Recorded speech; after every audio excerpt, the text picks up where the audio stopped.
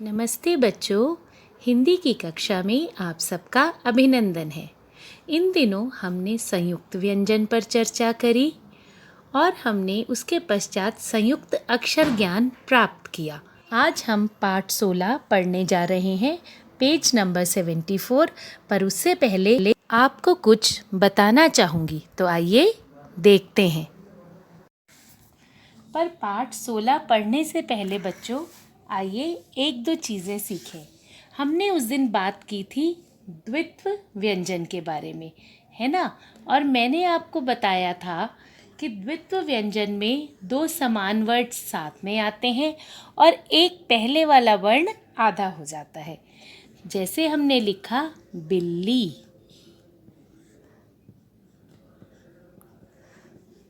तो बच्चों वर्णों को आधा करने का तरीका क्या है? जैसे ये ल है और आपको पिछली कक्षाओं में बताया भी गया है कि ये जो वर्णों में ये इस प्रकार डंडा होता है, इसको हम कहते हैं खड़ी पाई।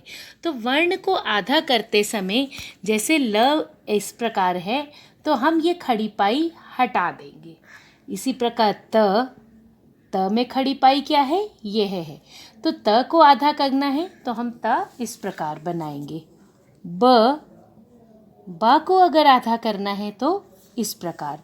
तो जिस वर्ण में खड़ी पाई है उस वर्ण को यदि आधा लिखना है तो हम इस डंडे को हटा देते हैं, तो वह वर्ण आधा हो जाता है। कुछ वर्ण इस प्रकार के हैं, जैसे ड और ट, इनमें खड़ी पाई नहीं होती है। तो इनको आधा लिखने के लिए हम क्या करेंगे, दो बार लिखेंगे और पहले वर्ण के नीचे इस प्रकार हलंत दे देंगे। आइए अब पाठ प्रारंभ करते हैं। आइए पढ़ना प्रारंभ करते हैं। क्षमा, वृक्ष, कक्षा,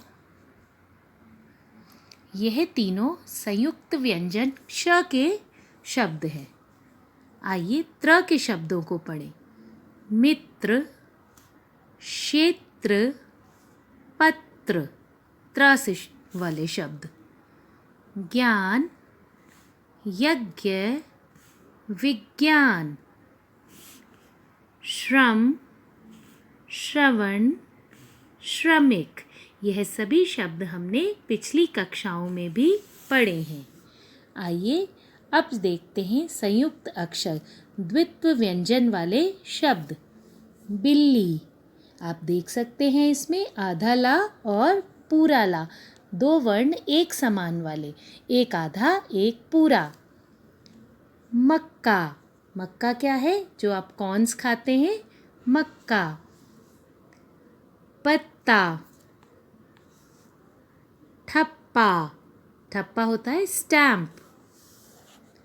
लट्टू, देखिए बेटा, लट्टू में ट वर्ण है और ट वर्ण में खड़ी पाई नहीं होती है, इसीलिए इस प्रकार हलंत लगाया है पहले ट पे और दूसरे टा के बाद स्वर है ऊ, लट्टू। लड्डू, लड्डू भी उसी प्रकार लिखा गया है जैसे लट्टू। गुब्बारा, आधा बा और पूरा बा। बच्चा, गन्ना, रस्सी, मक्खी, बस्ता। देखिए बस्ता में आधा स है, जहाँ से खड़ी पाई हटा दी गई है। स को आधा कैसे किया? आगे का डंडा हटा दिया। आइए कुछ और अभ्यास करें। चित्र देखकर सही शब्द पर टिक लगाइए। देखते हैं कौन से चित्र हैं ये। पहला चित्र किसका है? ये आप देख सकते हैं, कक्षा या वृक्ष। कक्षा मीन्स क्लासरूम, ये एक कक्षा का चित्र है जहाँ पर अध्यापिका है, बच्चे हैं, बोर्ड है। आइए अगला चित्र देखें। मित्र, पत्र, मैंने आपको बताया था चिट्ठी को हम क्या कहते हैं? पत्र भी कहते हैं, तो यह पत्र है। यज्ञ, ज्ञान, उस दिन आपको बताया था जो हम हवन करते हैं उसको यज्ञ भी कहते हैं, ज्ञ संयुक्त व्यंजन।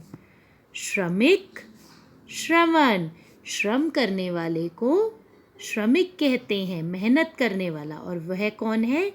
मजदूर, श्रमिक। अगला अभ्यास, शब्द बनाइए। हमें यहाँ पर 2 वर्ण दिए गए हैं, आधा वर्ण और पूरा वर्ण, और हमने उन वर्णों से एक शब्द बनाना है।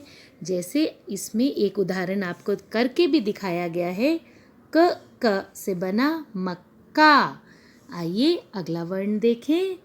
अगले द्वित्व व्यंजन दिए गए हैं, ल ल। सोचिए, बा, त। आइए इनसे शब्द बनाएं। तो आइए लिखें। एक शब्द है मक्का, और सोचिए, चक्की, पक्का, हम कुछ भी लिख सकते हैं। पक्का। आप चाहें तो चक्की भी लिख सकते हैं, जो आपको आसान लगे। ल बिल्ली, यह शब्द तो आपने अभी पीछे पढ़ा है ना। और सोचिए एक शब्द और जो ल से हो जाए। दिल्ली, पल्ला भी लिख सकते हैं ना।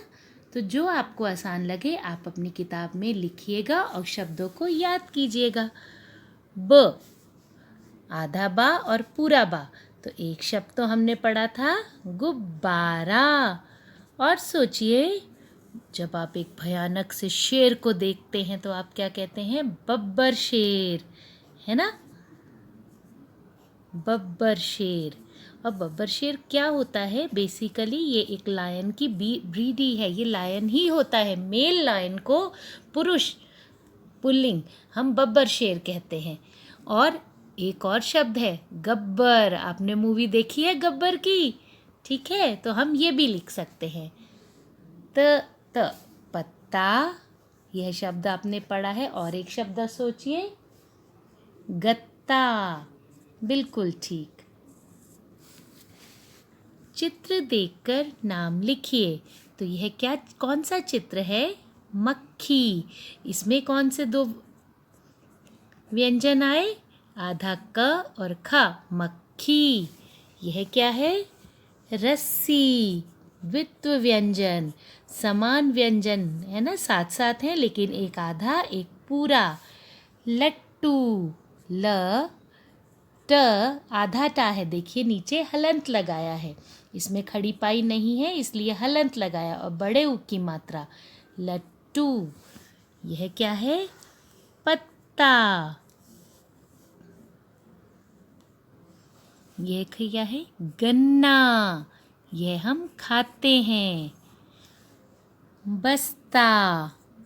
तो प्यारे बच्चों, आप अपनी किताब का यह पेज कीजिएगा, इन शब्दों को लिखने का अभ्यास कीजिएगा और सही तरीके से उच्चारित करने का भी अभ्यास कीजिएगा। आज की कक्षा में बस इतना ही। खुश रहिए, स्वस्थ रहिए। धन्यवाद। घर में रहिए, सुरक्षित रहिए।